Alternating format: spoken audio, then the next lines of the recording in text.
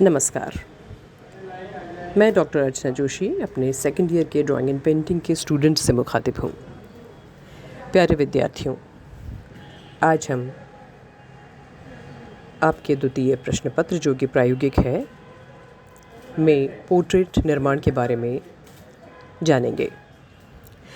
Portrait निर्माण के अंतर्गत इससे पहले आपने एक वीडियो देखा होगा जो मैंने कुछ दिनों पहले अपलोड किया था, जिसमें ये पूरी प्रक्रिया बताई गई थी कि किस तरह से एक मॉडल सामने बैठता है और किस तरह से कुछ डिस्टेंस पे, कुछ दूरी पर आपको बैठकर उस शख्स का पोर्ट्रेट निर्माण आपको करना होता है। आपने ये देखा होगा कि सामने बैठे हुए इस शख्स का आपके चित्रपट पर निर्माण करना कितना दुरूह है।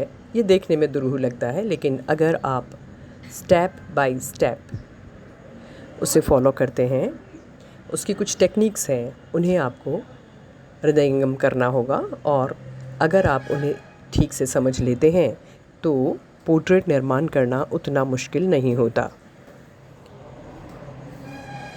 पोर्ट्रेट निर्माण के विभिन्न चरण हम आज और आज के बाद आगे आने वाली वीडियोस में डिस्कस करेंगे।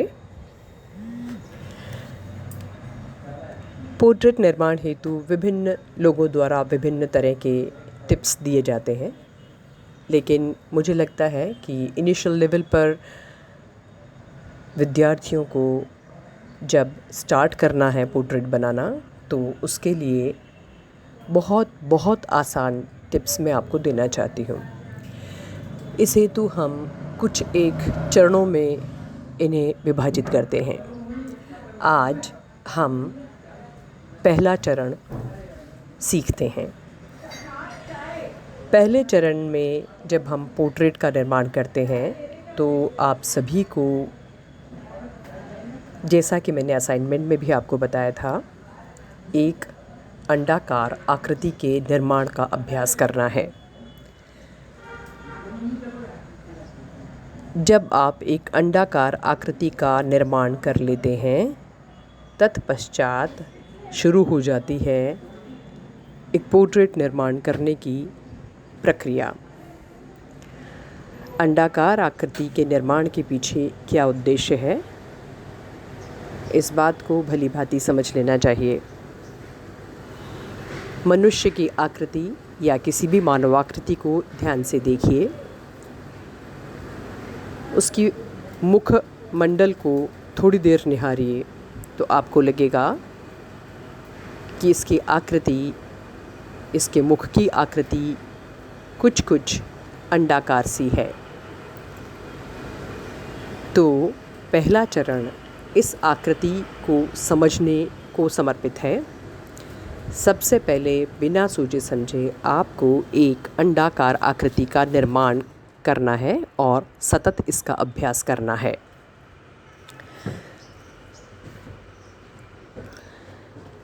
जब आप एक फ्लो में एक अंडाकार आकृति के निर्माण में अभ्यस्त हो जाते हैं, तत्पश्चात हम पोर्ट्रेट निर्माण की द्वितीय चरण में प्रवेश करते हैं।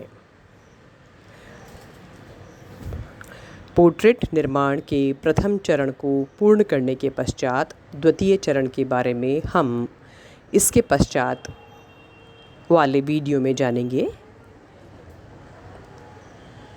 कि इनिशियल स्टेज या प्रथम चरण पूर्ण करने के पश्चात वो क्या आवश्यक चीज़ है जिसको इसमें डाल देने से अंडाकार आकृति द्वारा